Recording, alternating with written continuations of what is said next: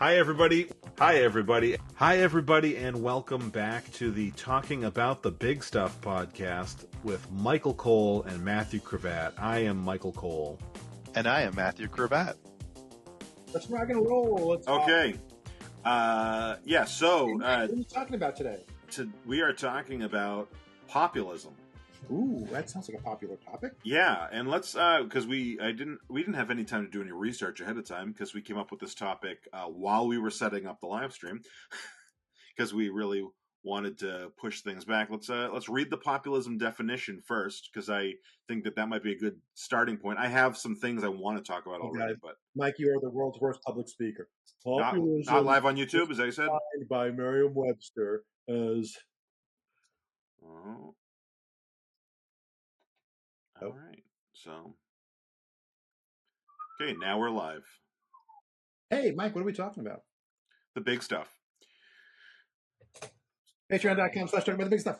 Okay, for anybody that might be on here watching live, we're talking about populism. So let's start off with the quick definition. By spelling populism, because that word looks funny.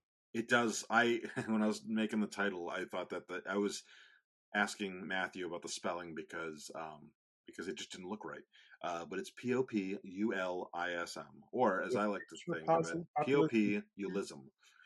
Is there a picture of populism in a dictionary? It don't look right to me. Yeah. So the definition based on Google's dictionary is a political approach that strives to appeal to ordinary people who feel that their concerns are disregarded by established elite groups. Let me just make sure that all the definitions are in.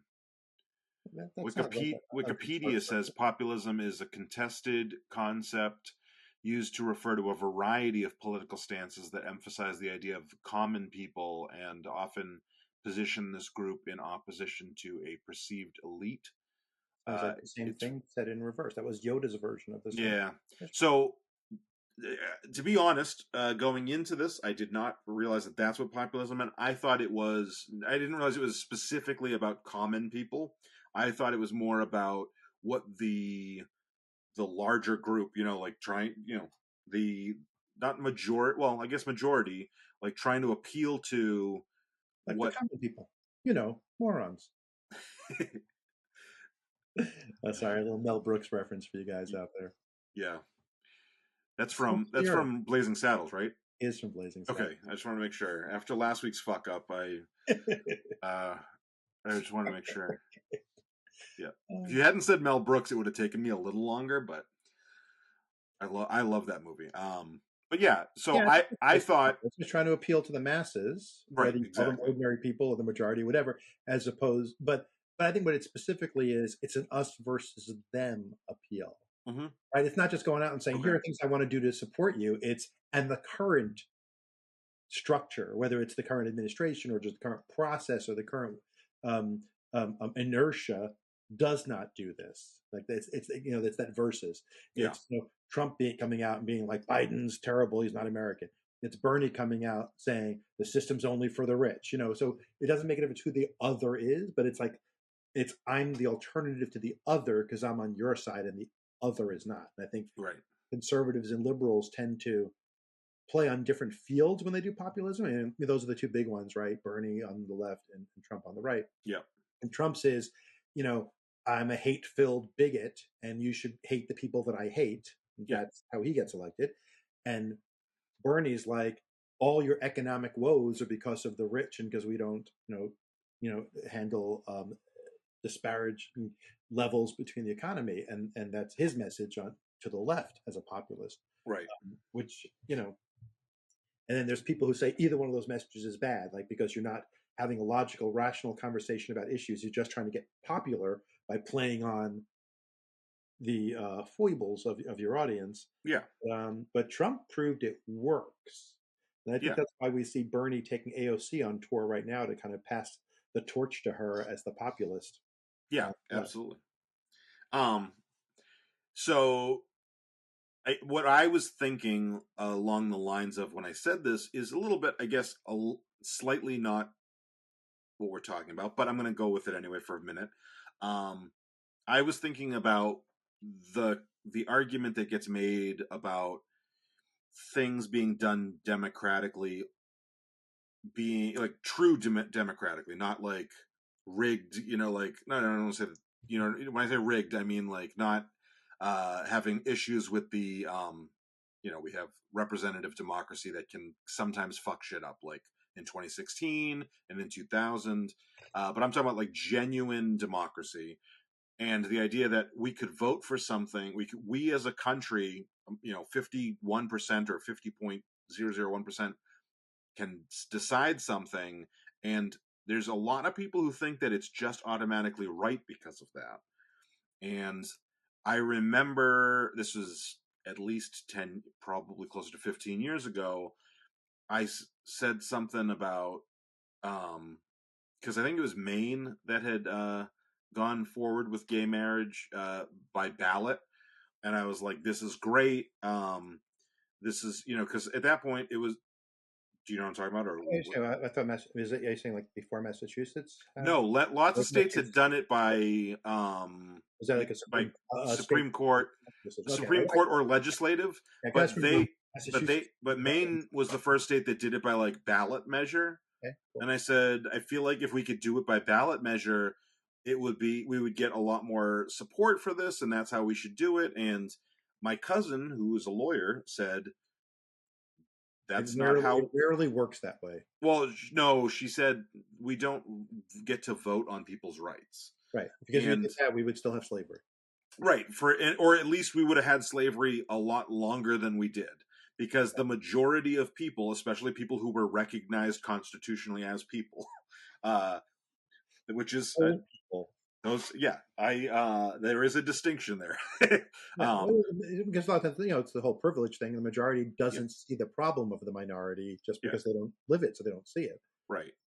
And so there was the idea that like, well, if we had gone with the popular vote on slavery as opposed to fighting the Civil War, if we had, and I'm sure there's other examples that are. I mean, gay marriage is the perfect example that. Yeah.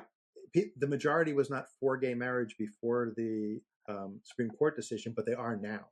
Mm-hmm. Like putting it in place brings everybody on board. Civil rights, the majority of the country was not necessarily for civil rights until it became ingrained in society. And they go, oh yeah, of course we're for it now, unless you voted for Trump.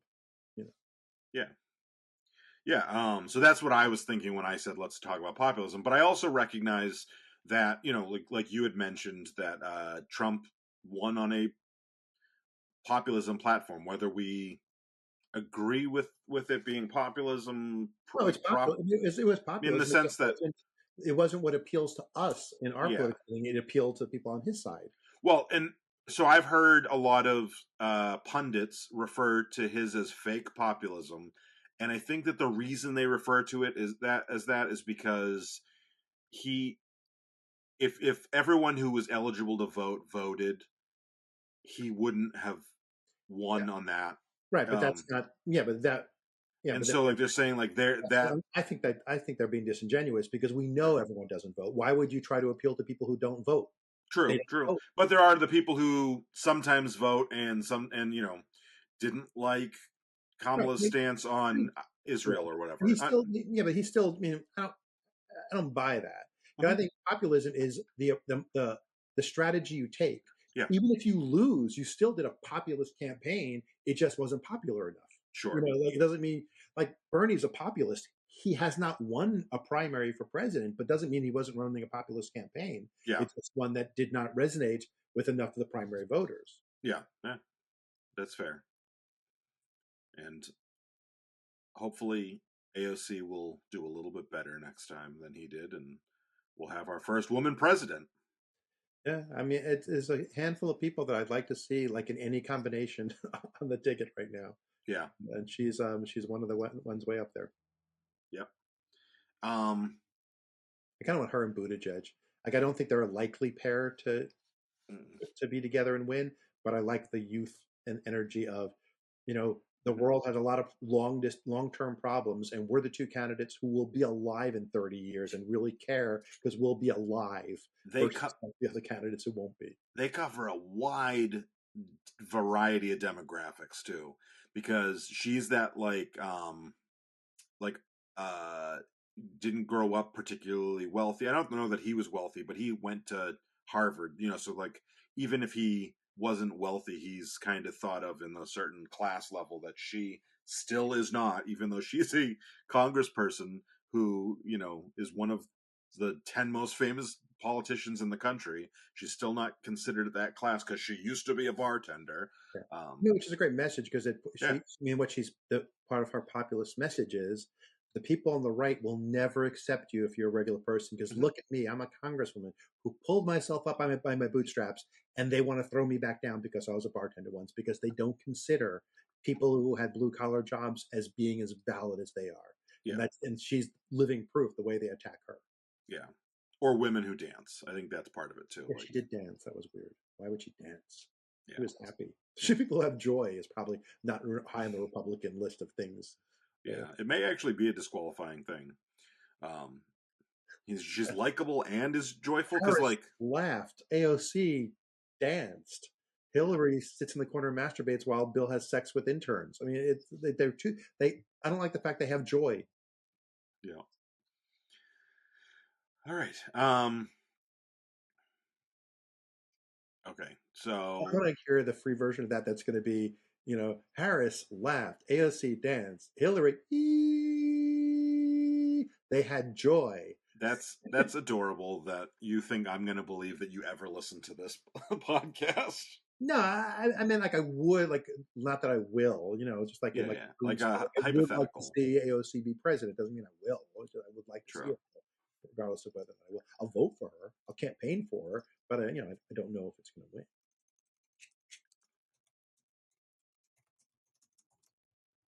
Sorry, I'm changing my subtitle. I know it's not specifically related, but I'm all about the AOC right now. There's a subtitle that only you and I can see. Anybody who's watching the stream can see it. Oh, I didn't know that. I thought it was private. No, the subtitles can be seen. On the stream, they can't be seen on the recorded. But they don't make it to YouTube. They just make it first. To the final state. Where'd your penis go? No, I can't see the stream right now, which is weird. Oh man, you may want to see a urologist about that. I don't believe in urology. I think they're just peewitches. What is a peewitch? Okay. Little sidetrack I wanted to tell. It's a nice little story that we'll see if I decide to put it out for patrons or not. All right. Here we go. People ask, when I Googled populism, people ask, is Donald Trump a populist? Clearly. Yeah. Trump and Sanders, I put him in a cage match. Yeah. It is weird. I mean, like you said, populism is the strategy. So populism is attempting to play to the popular idea. So you can have very different ideas of what that means, but it is weird that two of the big, obviously Bernie has not won a primary, but Bernie is the name that keeps coming up. Like Hillary didn't come back in 2020. But they weren't populist. I mean, they were running on, here's my qualifications for the job. Here are plans that I would do. That's everyone else in the Democratic Party right. has been, here's my plan, here's where I run. And Bernie has been, here's my ideology. Not about his plans, because that was different between Bernie and Warren, right? Warren was like, agree with him 100%, here's my plan. Yeah. Agree with him, here's my plan. And Bernie was like, don't worry about fucking plans. Just listen to the words I'm saying. I feel your pain. I mean, to an extent, Bill Clinton played a little bit of populism with the "I feel your pain." Yeah, but he also was, here's my plans, and here's the economy, stupid, was his focus. Yeah, I think when it comes to Bernie, the reason why he is so vocal in his ideology and his plan and his feelings on things, and not more strategic about here's how I want to do it, is I think that he doesn't give a shit about who gets it done as long as it gets done. And so I think that he, just by playing populist, is able to influence others. Like there's stories about when he's a senator, but he was a congressperson before that, and how he would go to people that he thought would be able to present a bill more meaningfully than him and say, I think this bill would help you, and I believe in this bill, but I think you would be a better face to champion it than me. And he would do it to Republicans or Democrats when he's like, this is a bill that will help everyone. It'll help your constituency or whatever. Take it, and he wouldn't ask to co-sign on it because he wanted it to be done. That was more important to him than. Yeah, and he also, I think, especially in the primaries, he is like the mover of the Overton window. Yeah, he exactly. Or left. Everybody else has to shift a little left to get closer to him to appeal to his voters.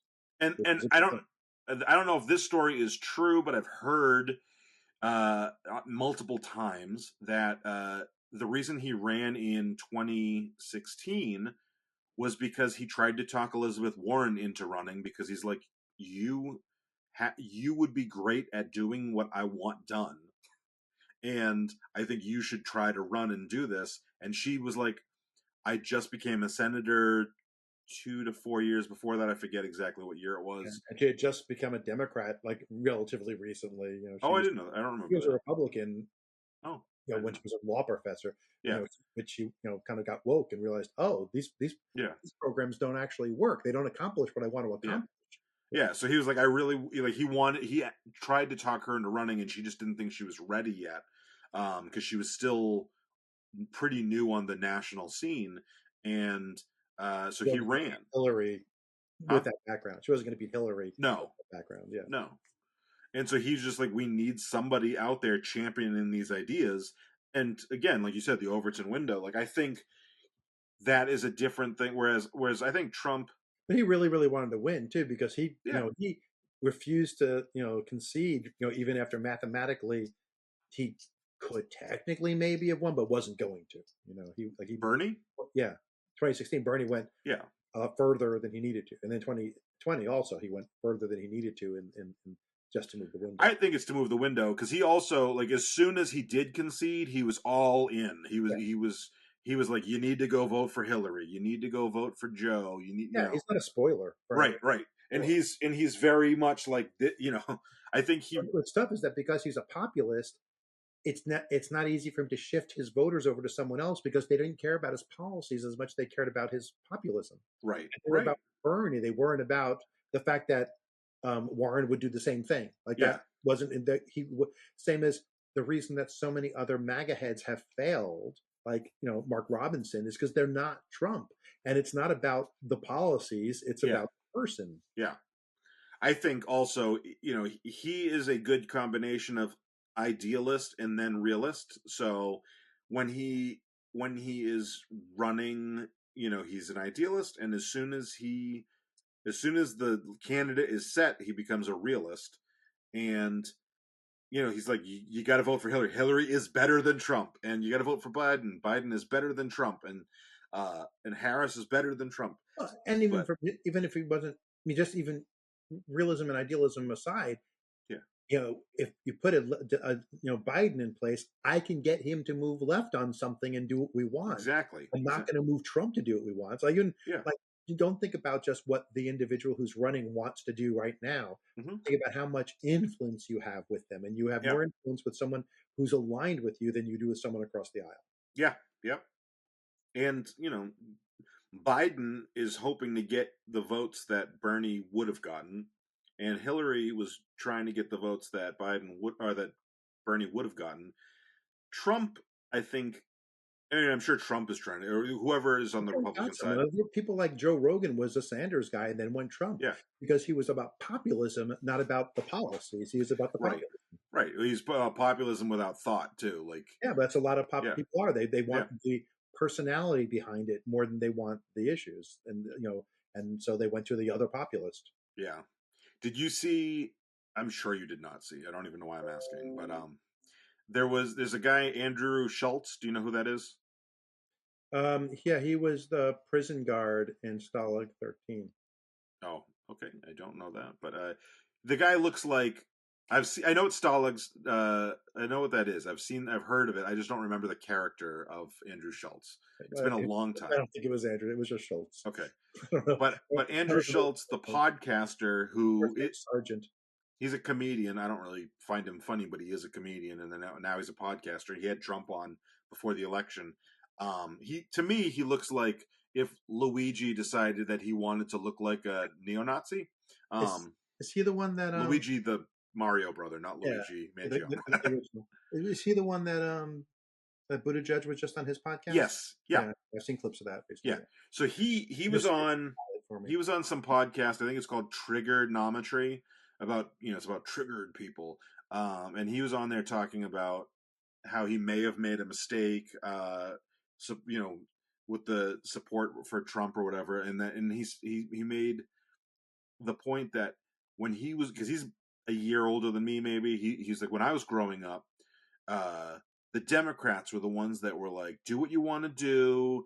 They were getting pussy. They were doing this, and now he's like, Trump has 3 baby mamas, and Trump's getting pussy, and Trump's the one who wants freedom of speech, and blah blah blah. And it immediately, I was like, okay, first of all, you've got to be crazy not thinking to think that that's true. Not the freedom of speech part. The freedom of speech part, everyone thinks their side has better freedom of speech. One side clearly does. Well, to be fair, we define freedom of speech differently. Sure, yes. The left defines freedom of speech as artistic and political expression, and the right is, I want to do hate speech. I want to say the N-word. Yeah. And that's a different definition of what freedom of speech is. But the pussy part of it.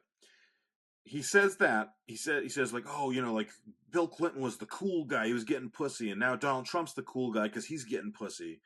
And he was like, the Democrats don't get pussy. I'm like, first of all, the last, if Joe Biden's so old that nobody wants to picture him getting pussy.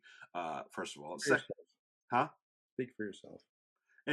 And secondly, you go back to Obama. Obama was the last like real cool president, right? Like, if Obama had been getting pussy and had 3 baby mamas, that was his words, not mine. The way he was describing Trump. If you describe Obama like that would not have been like the thing where everybody was like, this is the cool president. There'd be a ton of like actual ammo that people would be using, instead of like, he wore a tan suit, he used mustard, he used a fancy mustard on his hot dog. They would be like, this guy has 3, like it would be all over. And then you look at Harris just ran, and you're talking about the guy who gets pussy, and you're talking about a woman who, one of the big attacks on her, whether it's true or not true, was that she slept her way to the top. Which is, it's like, okay, so like you're admitting, whether you're aware of it or not, elected a lot of times by millions and millions of people. Yeah.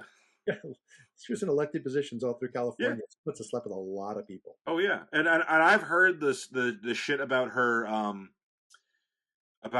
Is his name Willie Brown? I think it's Willie Brown. Yeah. And her, she's a homewrecker. Blah blah blah. I'm like, I looked up when she worked for him, and I looked up when he was married. He was married like 10 to 15 years. He was divorced 10 to 15 years before she worked for him. So like, maybe she fucked him. We don't know. He made sure that he was going to be single when he met her. Yeah, but okay, but maybe they had sex. That is not the point of what I'm trying to make. Their argument. The point is that like there is no winning. Yeah. That's the thing. But especially when it's populist, it doesn't make a difference what the fact is. I like this person, so I'm going to attribute everything they do as a good thing. I don't like this person, everything they do is a bad. The whole tan suit thing for Obama. Show them 100 pictures of Reagan and both Bushes in tan suits, and they don't care. Obama looked different in it. Well, he looked black in it. He did look black in his tan suit. How dare he look black? Do you remember? I think it was his first. It was Wanda Sykes, and I think it was his first White House press conference or whatever, the correspondence dinner. And I could be wrong about this, but it was definitely Wanda Sykes, and she said, President Obama, on behalf of all the black people in America, we want to just tell you, if you do a great job, you are America's first black president, and we are proud of you. And if you do a bad job, you are America's 44th and a half or 43rd and a half white president, and we do not have your back. But yeah, they're like the fact that you could say the thing about like getting pussy and then just not at all recognize that if Obama was getting pussy and having or You Kamala, certainly didn't feel that way about either Bush. There's no way that's why you. I mean, but he's no, younger, I guess, so he's not looking back that far. he may have voted. Well, he may have been available to vote. He's older than me, so he could have voted in 2004. He could be. He's probably not. Maybe if that's how he judges who he votes for, he wasn't looking at them. Yeah. Yeah, he's a little less than a year older than me.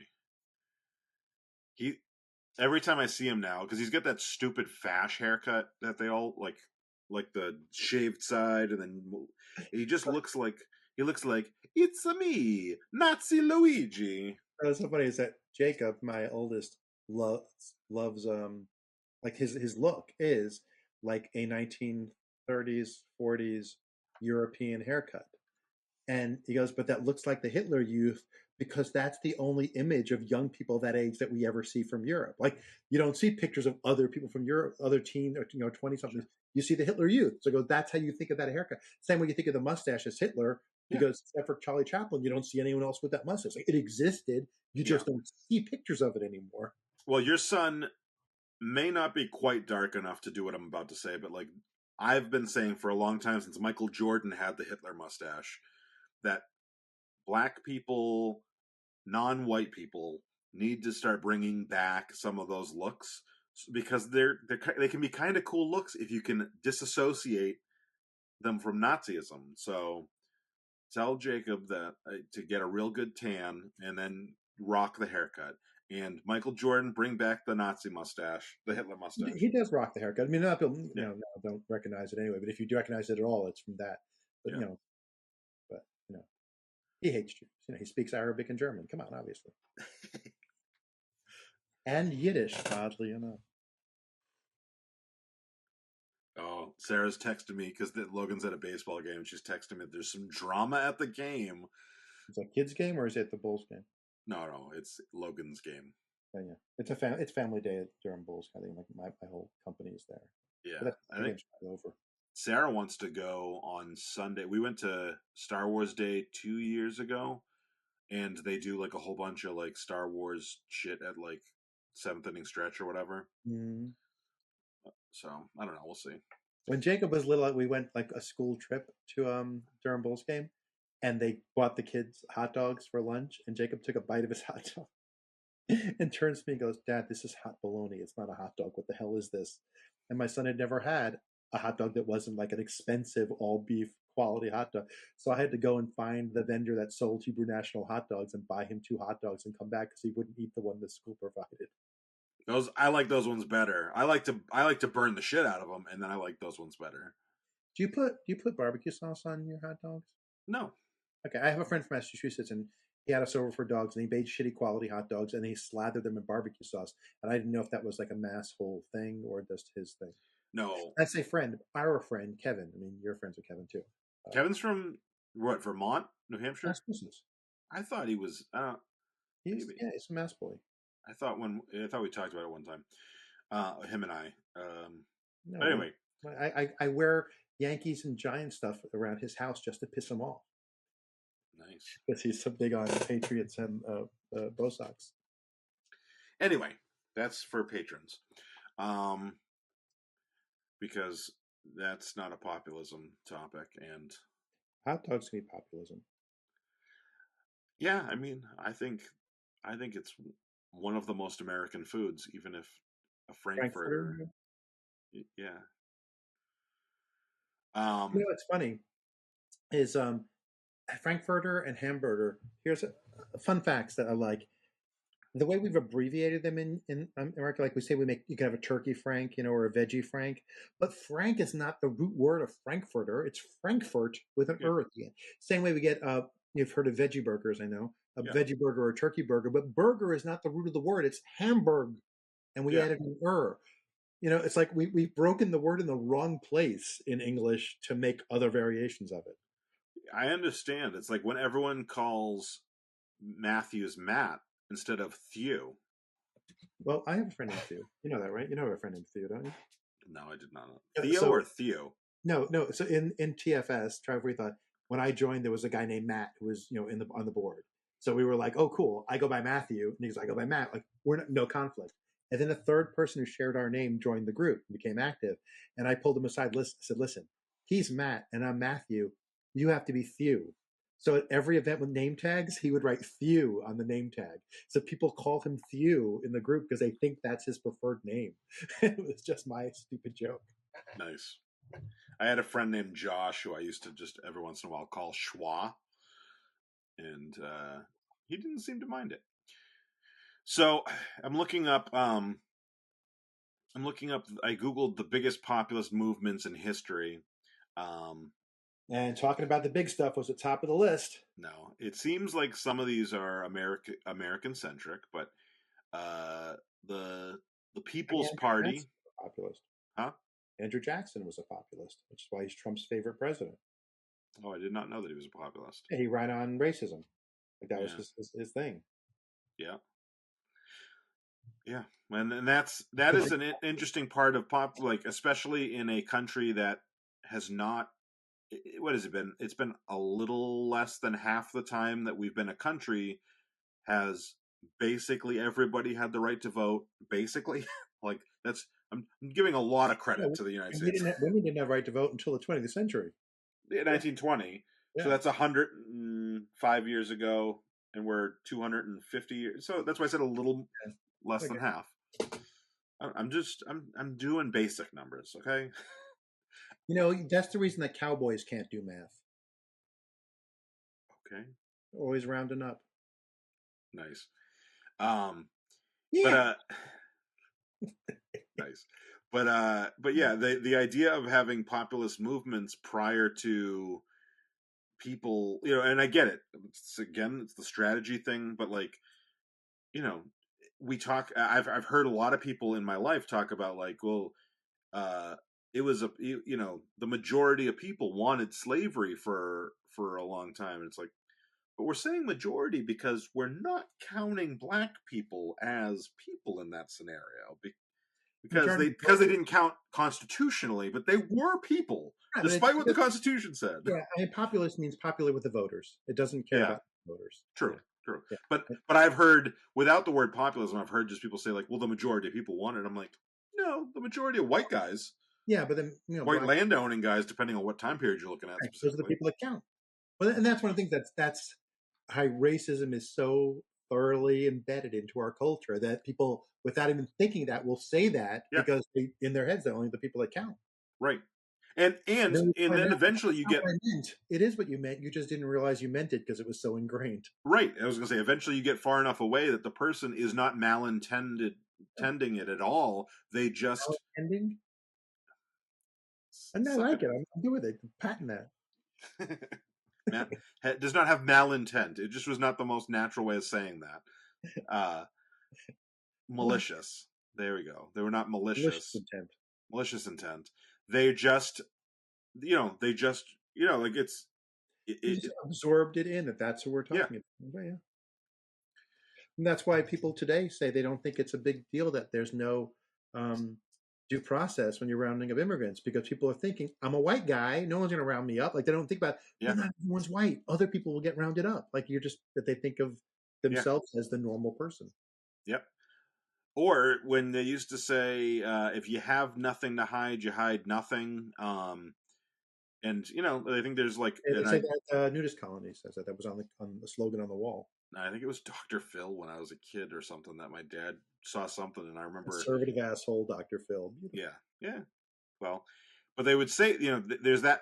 Even though that phrase doesn't exactly work, the mentality works with what's going on now with the due process, and it's like, well, if you didn't do anything wrong, why do you need due process? And it's like, that's why you need due process. You didn't do anything wrong. Because a lot of times people can't see the forest for the trees semantically. I thought of, they wouldn't accuse you if you weren't guilty. Exactly. Yeah. Like, the due process is just in the way. Yeah. which is what Trump pretty much said. It takes too long to go through due process. Let me just round people up. Yeah. And that was and that's becoming a less populist message now that he's actually doing it. Oh, like yeah. He's losing, support like crazy because people thought it was a populist message when it was a theoretical. They were like, yeah. ACRO was the problem, but they were like, I didn't mean to really do it. Like the people are like, I didn't know he was serious. Yeah. Yeah. Well, and in 2016, maybe 2015, whatever, at some point in that cycle, he was saying some crazy shit, and people were like, well, he's a blustery blowhard. Like, we can't take everything he says seriously. And I'm like, that is not a great argument for why you are voting for the guy. Well, that's a defense of a lot of the voters now. I didn't know he meant it. And he even said, when they say you didn't bring down prices, he goes, oh, I was joking when I said that. You said it in every campaign. Yeah, but I was joking. Yeah. And that's people, they said, that's why MAGA is such a brilliant marketing slogan, because it doesn't mean anything in itself. And to every voter, it meant something different. It could mean be racist. It could mean be low taxes. It could mean American exceptionalism. It could mean equality for all. It can mean whatever you want it to mean. And then you just put that onto Trump and say, that's what Trump is for, because MAGA. Yeah. It's also, MAGA, the actual term pisses me off because we get, on the left, we get constantly attacked about being the ones who don't love this country and who are constantly criticizing this country. And it's like, your slogan literally criticizes the state of this country right now. Yeah. And I called somebody out on that, one of my family members, and the response I got was, well, we don't believe that America is doomed forever due to the original sin of slavery. And I'm like, I don't think that most people on the left think that either. I think they just think we haven't fully corrected that. It doesn't go away. That's what pretending you didn't do. It's like, yeah, it doesn't go away. And also, like, there is still a lot of shit that is a remnant of it. And your argument would be really great if racism wasn't so prevalent. Yeah. And I do. So this is like my dad said this, Christmas, maybe, I forget. I was home and thank you, Alex. Anyway, so during the show, there was something on Fox News, because that's what my dad watches. When I was home, I think it was Christmas. It could have been Thanksgiving, whatever it was, doesn't matter. And they mentioned something about MAGA, and someone said something negative about MAGA, and they were reporting on that. My mom and my dad go, I don't understand. Even if you don't like Donald Trump, like, how can you have a problem with the term MAGA? And I was like, well, I think that you need to, like, think about what it means. And they're like, make America great again. Like, when was it great? Like, what's the time that we're trying to return to? And it's another one of those things where I don't think that they've ever heard anyone say that. Things were great for middle-class white people. Right. And I'm like, because for a lot of people, what is, like, for us, the time that would have been the best for us financially, like, in all the ways that we kind of think about, was significantly worse for so many other groups of people. Yeah. And they were like, and the tax rate on the rich was like 90% tax brackets. Yeah. I don't want that part of it. No. Part of what made America great, the taxes that gave us a social security net, but they don't want to do that. I would be down for, that's like the one part I would be down for. But they, And SNL did a great sketch about it where they were showing the MAGA house. It was like an old age home, and they were going like, which like it was like blacks only in this area. Oh, it's great. And then there was a door like, oh, the Irish are through there, and they're like, wait, how far back are we going? Yeah, that is good. But I explained that to them, and they were like, oh, and I think that because they're, it's like any other vague, the Bible, whatever other vague thing that you want to do is like, it can mean whatever level you're willing to commit. So, like, if you aren't a racist or aren't a terrible person, make America great again just means, well, America's not doing so great right now. Let's make it do great again. And even if that means go back to the 50s, well, they don't mean in the racist ways. And it's like, well, you don't necessarily mean in the racist ways, but plenty of other people who want MAGA want it to go back to when it was, like, worse for people. Like, and we're repealing the I know it's not affirmative action, but they repealed all the stuff with the Well, they did repeal affirmative action. Okay, with the years ago in a colleges, Supreme yeah, Court case. That was yeah. that was a couple of years ago, and But it then was Trump's Supreme now Court, even though it was Biden's time. now DEI that we got. Yeah, and they're going back to when it was harder for women to get health care, and they were going back. They want, eventually they've already basically said it that they want to go back to prior to marriage equality and get rid of no fault divorces, which basically were put in place so women could get divorces when their husbands were abusing them. Yeah. And they're like, no, we don't want that. Can't let them get divorces. Right. Husbands have to be able to abuse them. Right. And so like you point that out, and it, unfortunately, like you said, it doesn't have a real meaning. It's such a vague platitude, but it can mean whatever you want it to mean, which is very helpful as a marketing campaign for Trump. But it is not helpful in saying, like, no, you don't understand. Like, I know you don't dislike black people, but you voted against black people because of Make America Great Again. You voted against trans people, even though you don't seem to dislike trans people. And it gives them deniability, whether they're aware of the deniability or not aware of the deniability. Well, I know. So they don't pay attention to actual political speeches. They pay attention to the commercial and the hat. Because like you can watch TikTok right now, and there's people who's losing their family farms. Go, I didn't know he was going to do this. Mm-hmm. I'm like, well, what about Project 2025? Well, he said he wasn't doing that. Well, you're stupid for believing him, because everyone who didn't vote for him knew he was going to do this. Like, he's done nothing that surprises us, except the fact that he's getting away with it is the only thing that surprises us. We knew it's what he wanted to do. Where were you? Who voted for him? You who pulled the lever for him didn't know what he was saying he was going to do. So, like Gaza stuff, like he said, Netanyahu should finish the job. Like, how could you think he would be better on Gaza? So this is anecdotal and probably not going to be helpful for most of our listeners, but I, in the last 8 years, have I've my personal political relationships, as far as like my family and talking about politics with certain people, it has really shifted back and forth quite a bit. There's a lot of people who don't talk to me about politics anymore, because I started doing some, and this happens all the time, and they do it to Trump all the time. He just denies it, but I have started being like, calling people on their shit when I'm like, no, 3 years ago I said this was what was going to happen to you, and you said no, abortion's a settled debate.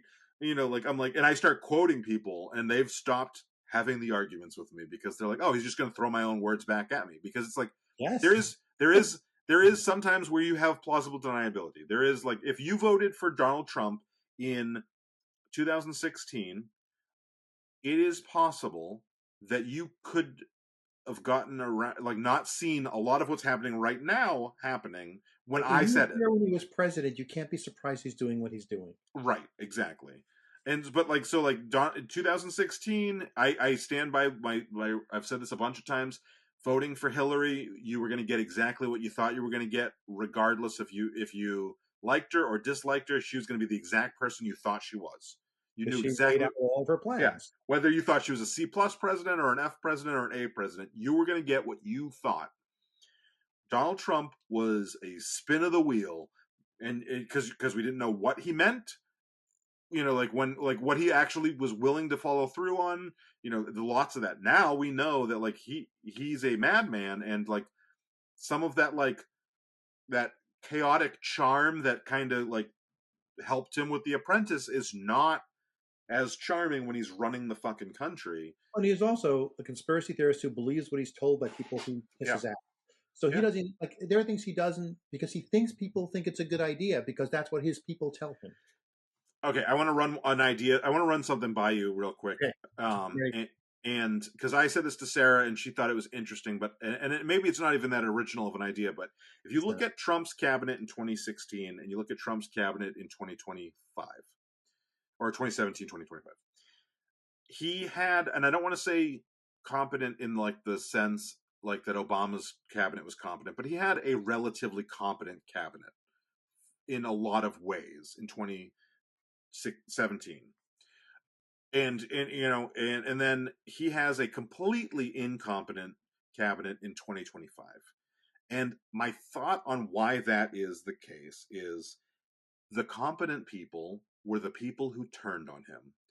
Once they were like, the people who wrote books being like, this guy is a fucking moron. They were not completely sycophantic to him. They were sycophantic for a long time, but they did eventually see the light.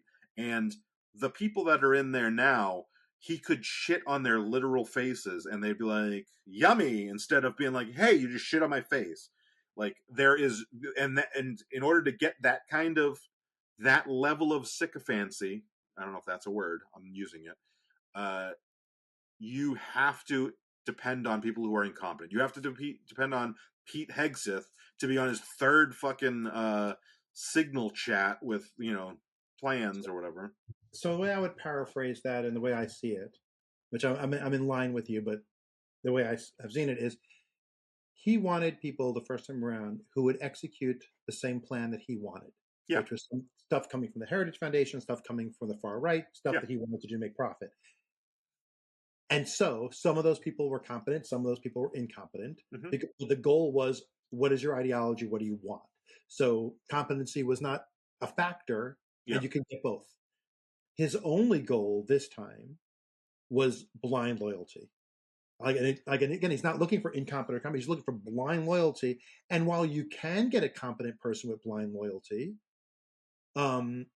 you also can get only incompetent people, because blind loyalty is the only thing he's looking for. And blind loyalty is the only thing was the only thing in the interview was, are you blindly loyal to me? Yes, I can shit in your mouth. You got the job. And he didn't care if you can do the job or not. I think that blind loyalty was still the prerequisite 8 years ago. I don't think it was prerequisite. I think he wanted loyalty, but blind, he didn't make it the only thing, because people, and how many people did he fire in the first year? Whenever they said no, he was firing people. And he doesn't give blind loyalty; he just wants it. Right. But he didn't, it wasn't a requirement to get the job.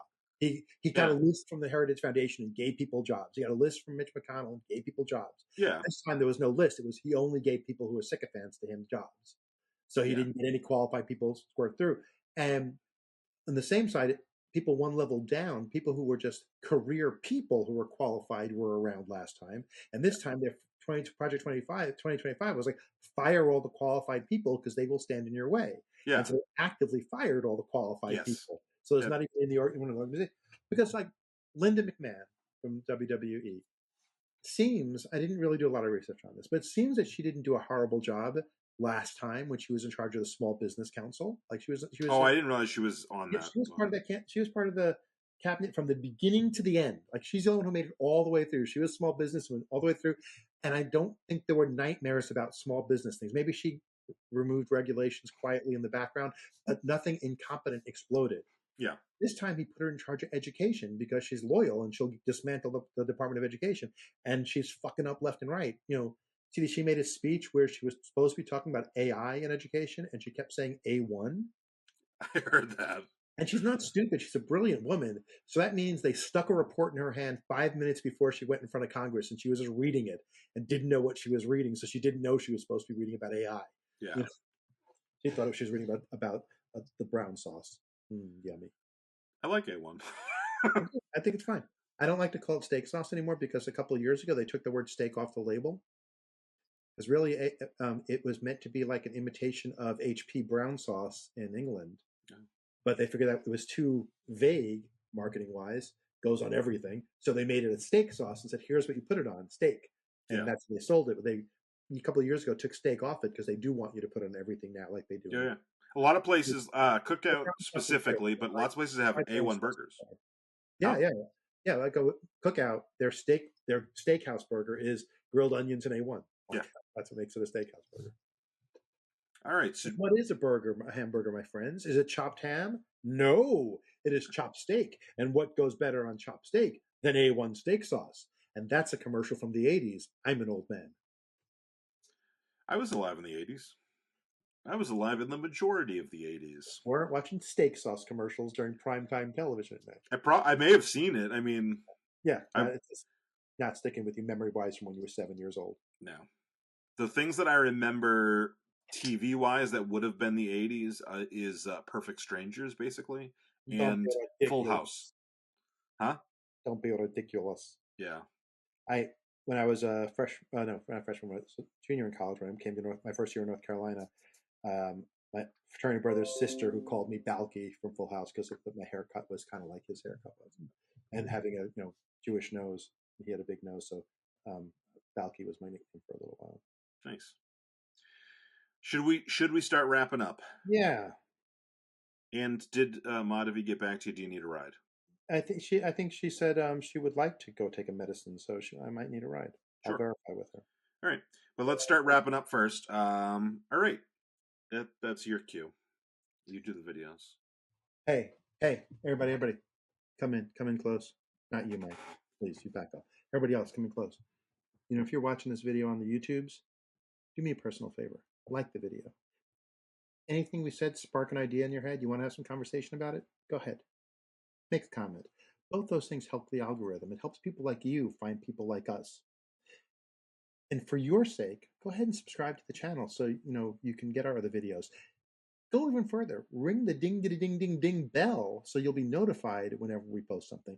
So that's all I'm asking of you. I'm not asking for money. Only a base, vile human would be begging you for money. I'm just saying, like the channel, subscribe to the channel, ring the bell, like the video, make comments, participate, be an engaged listener, viewer. That's all I got, babe. All right. So from there, I'll take it over to the audio.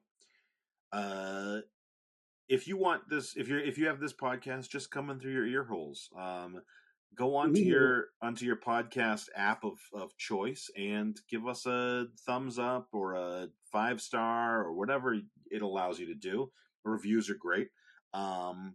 If you would like to do more than that and you want to give us some other support, you can go on patreon.com/talking about the big stuff. Did you hear that, Matthew? I think you said patreon.com/talking about the big stuff. I did say patreon.com/talking about the big stuff. So what can people do at patreon.com/talking about the big stuff? Well, we have 4 different tiers of patrons. So there's the free tier, which as of tonight, as of this live stream, This live stream right now, we will be allowing anybody who is a member on Patreon, the free membership, just means you get to sign up, but you don't have to pay anything. You don't have to put a credit card in. Free member, you can watch the live streams for free. Is a free member like a Freemason? Sorry, what? Is a free member like a Freemason? A lot less hoops to jump through, and probably a little less perks as far as like finding a map on the back of the Constitution or whatever. But is it Declaration of Independence? Like laundry day when you don't have any underwear, so you just go, let my free member, let my member be free. For the guys, I don't think most people don't refer to their vaginas as members. So they're clitorises, though. You haven't found one yet. I get it. Why are you going off on these disgusting tangents? What you want to be saying is, listen, go to patreon.com/talking about the big stuff and give us gifts of money. We appreciate gifts of money in a way that you could not possibly imagine because we are desperate for money. We're using look at this cheap ass headset. Help us. Give us money.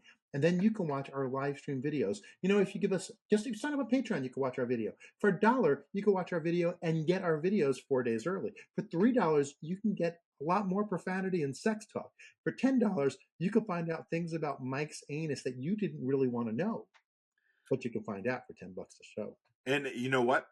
The things about my anus, Sarah's not a $10 patron, so Sarah doesn't know those things about my anus. Anyway, Patreon.com/talking about the big stuff. Anyway, so yeah. Sometimes when Mike says anyway, it's because he said something dirty. You're the one who started this. Anyway, so thank you very much for going to patreon.com/talking about the big stuff, and even just signing up for free. That's so helpful, and we appreciate you so much. And Matthew, you got anything else? I just want to thank everyone for sticking around today and talking about the big stuff, because we talk about the topics you want us to talk about. Yeah. They don't. They don't. So that's a great point. I was going to say, you should also put that in the comments. If you have any topic ideas, you could do that, or you can email us at talkingaboutthebigstuff@gmail.com. All right. Good night, everybody. Good night, everybody. Remember, the conversation doesn't end here. It's just the beginning. If you have thoughts or questions or topics you'd like us to tackle in a future episode, drop us a line on our social media channels. Engage with this video when you are now watching it as a VOD on YouTube. Send us an email. We love hearing from our listeners, bringing us topics, because if you leave it up to the three of us, we're going to eventually be talking about underwater basket weaving. So we would appreciate you guys reaching out a little bit. Don't forget to subscribe to Talking About the Big Stuff on your favorite platform. Give us a 5-star rating. Engage with it. Criticize us. We need to grow and be better, and you're going to help us be there. You're going to help us get to that point.